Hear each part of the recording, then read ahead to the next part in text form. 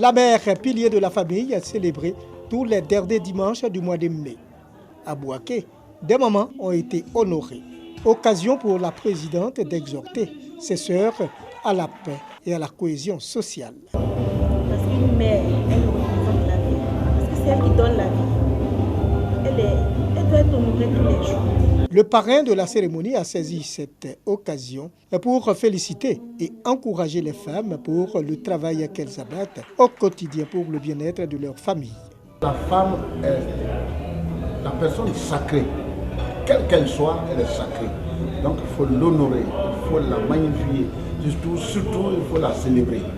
Et je pense que ceux qui n'ont pas encore compris, c'est vrai, nous devons les inviter, les inciter, les encourager à venir vers, en tout cas, leurs femmes et leur apporter des cadeaux. Toutes les mamans sont reparties, les mains chargées de présents.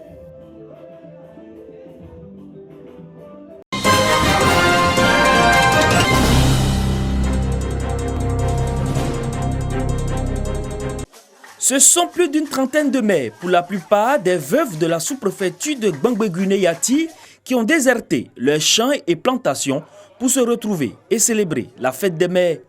Ces mamans répondaient ainsi à l'appel d'un fils de la localité, le président de la Fédération internationale de Maracana et disciplines associées, Bleu Charlemagne. Accompagnés de ses frères et sœurs, ils ont comblé ces mamans qui ont perdu leurs époux à travers des complets de paille et plusieurs dons pour avoir su prendre soin des enfants malgré l'absence de leur conjoint. Les mamans du troisième âge, toutes heureuses, ont tenu par la voix de leur doyenne à manifester leur gratitude. C'est dans une ambiance festive, dans la pure tradition d'An, qu'a pris fin ces festivités à Louampleu, avec cerises sur le gâteau, un repas cuisiné pour l'occasion par les hommes.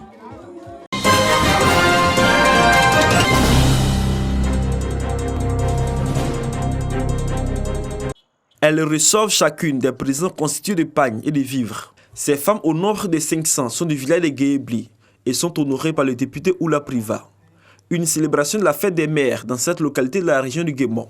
Des présents pour ne pas se sentir oubliés en ce jour spécial selon le donateur. Ces femmes du monde rural ont reçu également un appui financier de leurs donateurs pour la réalisation d'activités génératrices de revenus. Ces mamans n'ont pas boudé leur plaisir. Le député de Diokou sous-préfecture, Oula Priva, principal donateur, est accompagné dans cette initiative par les autorités préfectorales qui ont encouragé les femmes à leur autonomisation. Oula Priva a réaffirmé son engagement aux côtés des femmes pour leur bien-être.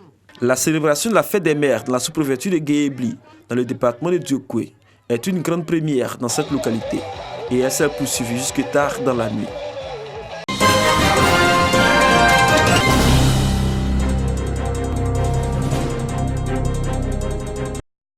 Le mercredi 15 mai dernier, des violents heurts ont éclaté entre transporteurs à Béoumi, une ville du centre de la Côte d'Ivoire. Bilan, des pertes en vie humaine, plusieurs blessés, de nombreux dégâts matériels. Une triste situation qui a suscité la visite de l'ONG Farah Kultren.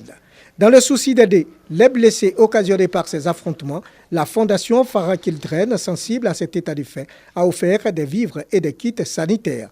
Coût du don, plus d'1 million de francs CFA. Que ces événements soient rangés dans le passé. Mais rangés dans le passé en apprenant beaucoup de ces événements, en tirant beaucoup de leçons. Nous encourageons les autorités à toujours mener les campagnes de sécurisation de la ville de Béoumi, mais plus encore, nous attirons l'attention des communautés à leur dire qu'il est bon de faire la paix, parce qu'avec la paix, on peut atteindre toutes sortes de développements. Les autorités de la ville de Béoumi ont salué cet élan du cœur.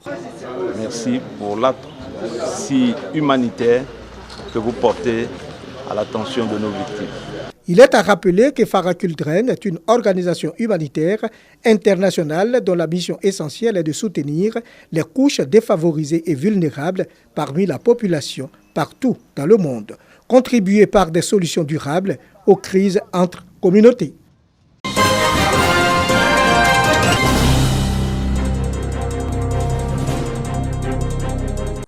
Un château d'eau à Sanaféré-Dougou. Une longue attente aujourd'hui comblée. Les populations laissent entendre que leur rêve est devenu réalité.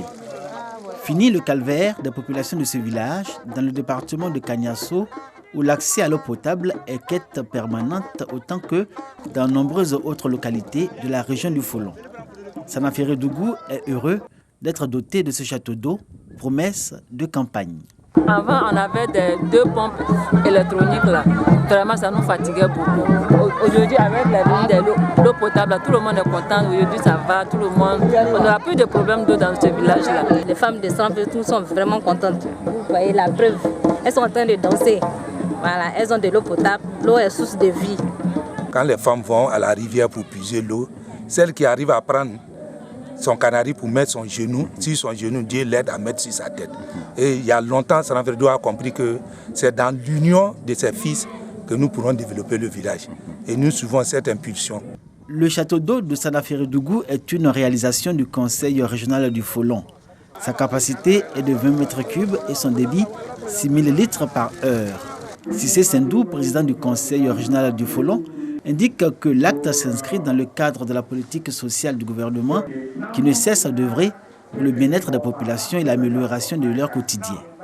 Le château d'eau de Sanaféré Dougou aura coûté 100 millions de francs CFA, entièrement financé par le Conseil régional du Folon. L'eau, source de vie, je pense que c'est la première priorité des priorités. Ici, c'est un gros village aujourd'hui à qui nous avons donné de l'eau. Et nous pensons que c'est une première dans la région qu'une collectivité vraiment réalise un château d'eau.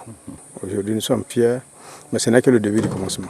Sanaféré Dougou a bénéficié d'un lotissement. Le village est relié au réseau électrique national, doté d'une école primaire, d'un centre de santé et d'un foyer de jeunes. Avec son château d'eau, ce village franchit un autre palier pour son développement et son progrès.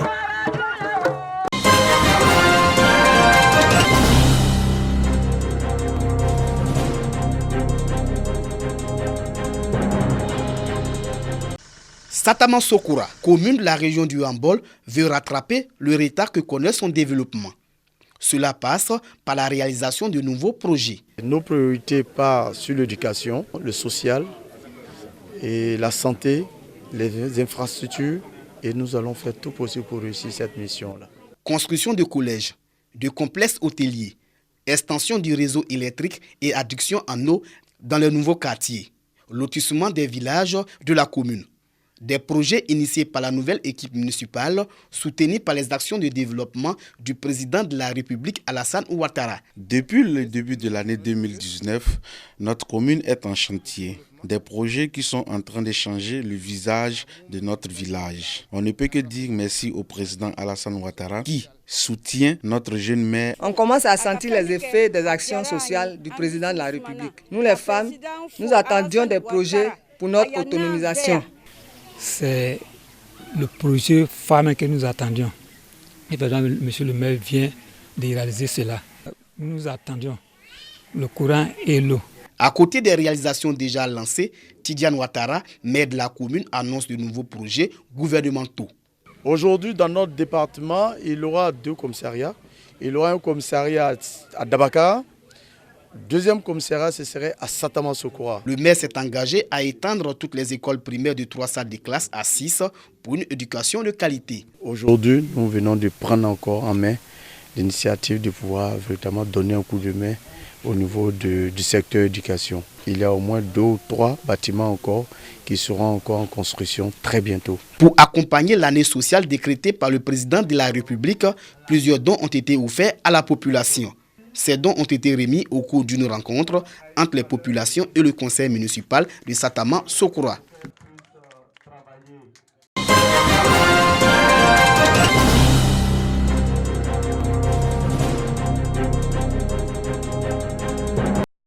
La lutte contre l'orpaillage clandestin, la déclaration des naissances à l'état civil et la souscription à la couverture maladie universelle, des actions auxquelles les populations d'Abongwa dans le département de Yakassé-Tobrou sont appelées à s'inscrire.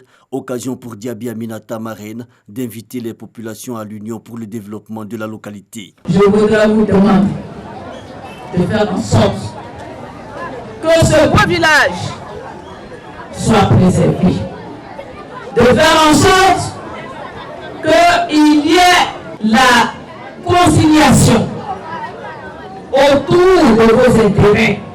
Au cours de cette rencontre, des dons en vivres, en non-vivres et en numéraire sont faits aux populations, mais aussi à la mutuelle de développement d'Abongwa, une initiative qui vise, selon Diaby Aminata, à accompagner le plan social du gouvernement.